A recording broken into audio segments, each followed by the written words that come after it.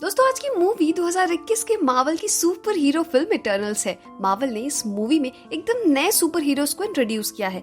इन heroes को बनाया है ब्रह्मांड की क्रिएटर परम सेलेशियल अरिशेम ने। अरिशेम ने इंसानी सभ्यता को देवियन से बचाने के लिए इन्हें 7000 साल पहले ओलंपिया से पृथ्वी पर भेजा है, लेकिन बाद में कुछ ऐसा होता है कि ये इटर्नल्स अरिशेम के खिलाफ ही लड़ने लगते हैं। आइए देखते हैं कि आगे क्या होने वाला है। मूवी की स्टार्टिंग में ये सारे सुपर हीरो स्टारशिप से पृथ्वी पर पहुंचते हैं। इन सारे सुपर हीरो की अलग अलग पावर है। सब में एक बात कॉमन है कि इनकी एज नहीं बढ़ती। एजैक इन सबकी लीडर है और किसी भी चोट को तुरंत हील कर सकती है। केवल एजैक ही अरिशेम से किसी गाइडेंस के लिए कांटेक्ट कर सकती है। सेर्सी किसी भी मैटर को छूकर मनचाही चीजों में चेंज कर सकती है। इक्रिस हवा में उड़ सकता है और अपनी आंखों से कॉस्मिक रेस फेंकता है। किंगो अपने हाथ से कॉस्मिक एनर्जी को प्रोजेक्ट करके फेंक सकता है। स्प्राइट एकदम रियल दिखने वाले इल्यूजन्स को क्रिएट कर सकती है। फास्टोस कुछ ही पल में हाई लेवल वेपन और टेक्नोलॉजीज इन्वेंट कर सकता है। गिलगमेश सबसे स्ट्रॉन्गेस्ट इटर्नल है। मक्कारी पलक झपकते ही कहीं भी कभी भी पहुंच सकती है और मार्वल की पहली ऐसी सुपर हीरो है जो बोल नहीं सकती। रूई किसी के भी माइंड को मैनिपुलेट कर सकता है। थेना एक योद्धा है जो कि कॉस्मिक एनर्जी से कोई भी हथियार बना सकती है। इनके आने के कुछ ही समय बाद डेविएंट ने इंसानों पर अटैक कर दिया। अब इंसानों को इनसे बचाने के लिए इटर्नल्स को मैदान में कूदना पड़ता है और आखिरकार ये डेविएंट को भगाने में सफल हो जाते हैं। ये इंसानों को सेल्फ डिफेंस के लिए बेसिक हथियार भी देते हैं। एक इंसान के तौर पर यहाँ पर आपको बेइज्जती फील हो सकती है क्योंकि इंसानों के संघर्ष और उनके इन्वेंशंस का सारा क्रेडिट यहाँ पर इटर्नल्स लेते हैं। कई हजारों साल बाद डेविएंट फिर से बेबीलोन में इंसानों पर अटैक कर देते हैं। फिर से इटर्नल्स को इंसानों को बचाने आना पड़ता है। फास्टोस इंसानों की प्रोग्रेस के लिए भाप का इंजन बनाता है, लेकिन एजैक फास्टोस से बोलती है कि इंसान अभी इसके लिए मैच्योर नहीं है।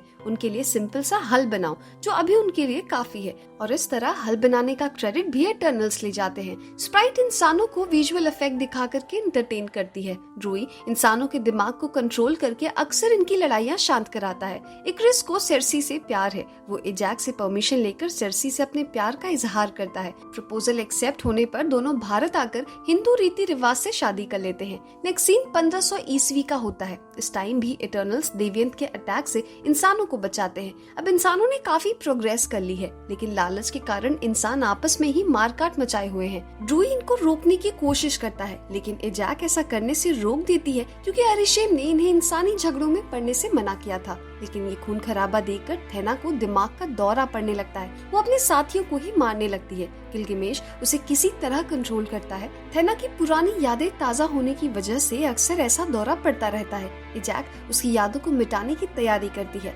गिलगमेश थेना की गारंटी खुद लेता है और एजैक से थेना की यादों को मिटाने से मना करता है। अरिशेम के अगले निर्देश मिलने तक एजैक सबको अपनी अपनी जिंदगी जीने के लिए फ्री छोड़ देती है। सब अलग अलग जगहों पर चले जाते हैं। इक्रिस और सेर्सी भी अलग हो जाते हैं। अब मूवी प्रेजेंट डे में आ जाती है। सेर्सी और स्प्राइट दोनों एक साथ लंदन में रहते हैं। सेर्सी नेचुरल हिस्ट्री म्यूजियम में साइंटिस्ट है। सेर्सी अपने कलीग डेन के साथ रिलेशनशिप में है। डेन एक आम आदमी है। सेर्सी, स्प्राइट और डेन तीनों लंदन की सड़कों पर घूम रहे थे, तभी डेविएंट अटैक कर देते हैं। इन सबको बचाने इक्रिस भी आ जाता है और सब मिलकर डेविएंट से लड़ने लगते हैं। लेकिन एक बहुत ही अनयूजुअल चीज होती है कि डेविएंट खुद को लगी चोट खुद ही ठीक कर लेते हैं। ये सब देखकर सेर्सी सरप्राइज है, लेकिन किसी तरह यहाँ भी ये डेविएंट को हराने में सक्सेसफुल हो जाते हैं। इन सब की पावर देखकर डेन भी सरप्राइज्ड है।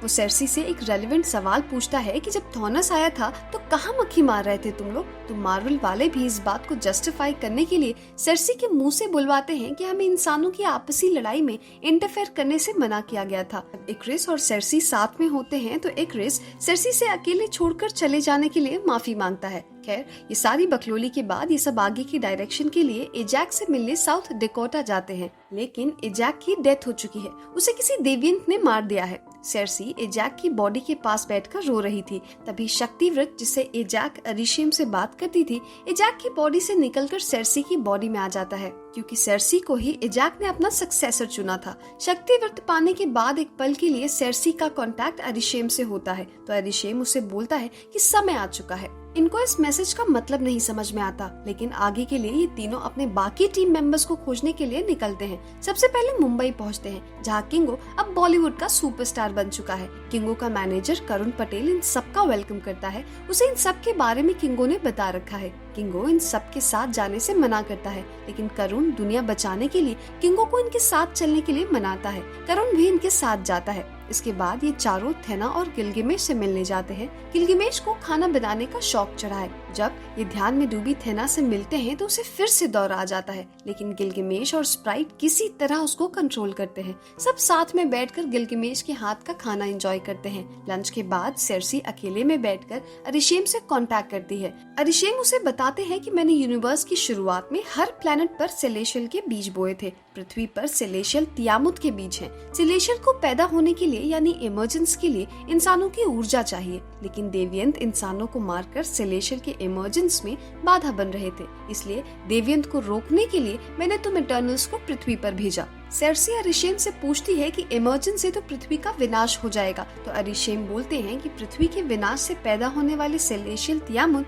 कई गैलेक्सीज बनाएंगे। सृष्टि और विनाश का ये चक्र चलता रहता है, नहीं तो ब्रह्मांड में ऊर्जा का संचार बंद हो जाएगा। सेर्सी को ये भी पता चलता है कि वो लोग ओलंपिया से नहीं बल्कि अरिशेम ने उन्हें बनाया है और प्रोग्राम किया है और हजारों मिशन पर भेजे हैं। हर मिशन के बाद इनकी मेमोरी मिटा दी जाती है। इस तरह के हजारों इटर्नल हैं। अरिशेम ने देवियंत को भी इसीलिए बनाया था, लेकिन वो खुद ही परभक्षी बन गए और इंसानों को खाने लगे। अरिशेम सेर्सी को निराश न करने की हिदायत देकर कनेक्शन काट देता है। ये सारी सच्चाई जानने के बाद सेर्सी की आंखों में आंसू आ जाते हैं। सेर्सी ये सारी बात अपने टीममेट्स को बताती है और बोलती है कि हमें किसी तरह इमर्जेंस को रोकना होगा, नहीं तो अरबों इंसानों की जान चली जाएगी। अब ये ड्रूई से मिलने के लिए अमेज़न के जंगलों में जाते हैं। ड्रूई इनकी हेल्प करने से मना कर देता है। ये सभी उसे मनाने के लिए रात में उसी के पास रुकते हैं। यहाँ हम ऑडियंस को पता चलता है कि स्प्राइट इक्रिस से प्यार करती है, लेकिन बच्ची जैसी दिखने की वजह से वो अपने दिल की बात उसे बोल नहीं पाती। उसे अपने बच्चे जैसे दिखने पर काफी अफसोस है।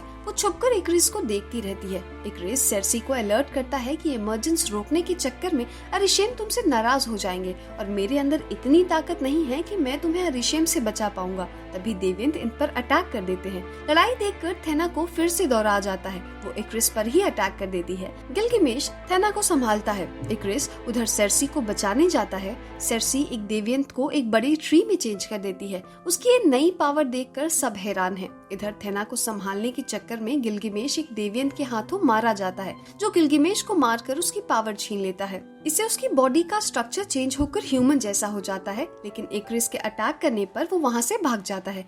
गिलगिमेश की मौत से ये सब दुखी हो जाते हैं, खासकर थेना, क्योंकि दोनों एक दूसरे से बहुत प्यार करते थे।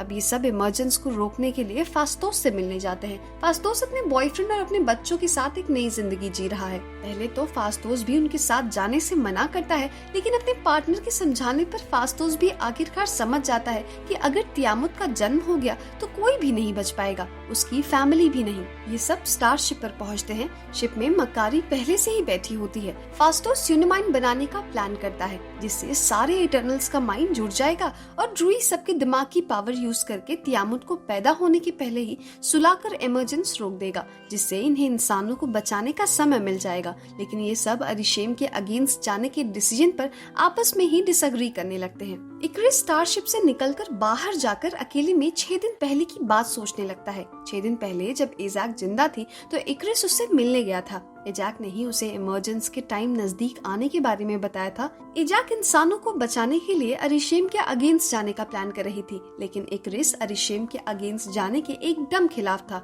इसलिए इक्रिस धोखे से इज़ाक को एक जगह पर ले जाकर देवियंत के झुंड के सामने गिरा देता है। एक देवियंत इज़ाक को मार देता है। इज़ाक को मारने वाले देवियंत में इज़ाक की पावर्स आ जाती हैं। अब वो अपने और अपने साथियों के घाव को ठीक कर सकता है। इक्रिस को इज़ाक के मरने का अफसोस है, लेकिन वो अरिशेम से धोखा नहीं कर सकता था। इक्रिस जब अपनी यादों से वापस आता है तो उसके पीछे सेर्सी खड़ी होती है। दोनों बात करने लगते हैं, लेकिन तभी सेर्सी को पता चल जाता है कि इमर्जेंस स्टार्ट हो गया है। फास्टोस मकारी को इमर्जेंस की जगह खोजने के लिए भेज देता है और खुद यूनिमाइंड बनाने में लग जाता है। मकारी पता करके आती है कि वोल्केनिक इरप्शंस वाली जगह पर ही इमर्जेंस हो रहा है, लेकिन अब इक्रिस सबके सामने खुलकर आ जाता है। वो फास्टोस के बनाए मशीन को तोड़ देता है। इन सबको पता चल जाता है कि इक्रिस अरिशेम के साथ है और इज़ाक का खून इसी ने किया था। इक्रिस इनको धमकी देकर यहाँ से चला जाता है। स्प्राइट भी उसके साथ चली जाती है क्योंकि वो उसको प्यार करती है। किंगो भी अरिशेम पर भरोसा करता है और इन सब को छोड़कर वहाँ से चला जाता है।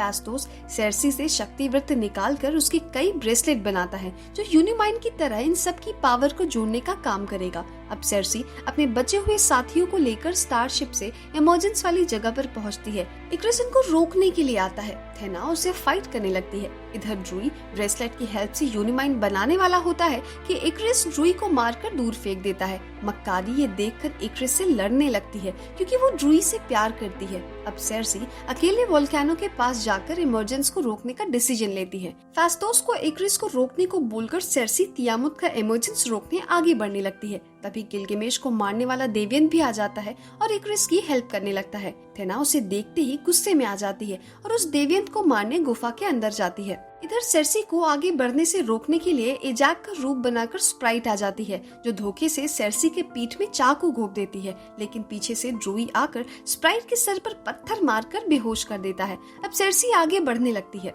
इधर देवियंत गिलगेमेश की आवाज निकालकर थेना को इमोशनल करके बहकाने की कोशिश करता है, लेकिन थेना अपने दिमाग पर कंट्रोल करके देवियंत को मार डालती है। सेर्सी तियामुत की इमरजेंस वाली जगह पर पहुंच जाती है और तियामुत को मार्बल में चेंज करने की कोशिश करने लगती है। तभी क्रिस भी वहां पहुंच जाता है, लेकिन सेर्सी से प्यार करने की वजह से वो सेर्सी को नहीं मार पाता और सेर्सी सबको यूनिमाइंड से जोड़कर सबकी पावर इकट्ठा कर लेती है और तियामुत को मार्बल में कन्वर्ट कर देती है। इक्रिस गिल्ट की वजह से सूरज के अंदर चला जाता है। इधर सब इमर्जेंस को रोकने से काफी रिलैक्स फील कर रहे हैं। रूई को जिंदा देखकर मक्कारी खुश हो जाती है। सेर्सी अपनी पावर से स्प्राइट को नॉर्मल ह्यूमन में चेंज कर देती है क्योंकि स्प्राइट ऐसा ही चाहती थी। अब सब अपनी नॉर्मल लाइफ जीने लगते हैं। फास्टोस अपने घर आ जाता है। स्प्राइट का स्कूल में एडमिशन हो गया है। सेर्सी उसे ड्रॉप करने आई है। तभी सेर्सी का बॉयफ्रेंड डैन आ जाता है। दोनों बात करने लगते हैं। डैन अपने प्यार का इजहार करता है और अपनी फैमिली के बारे में एक सीक्रेट बताने वाला था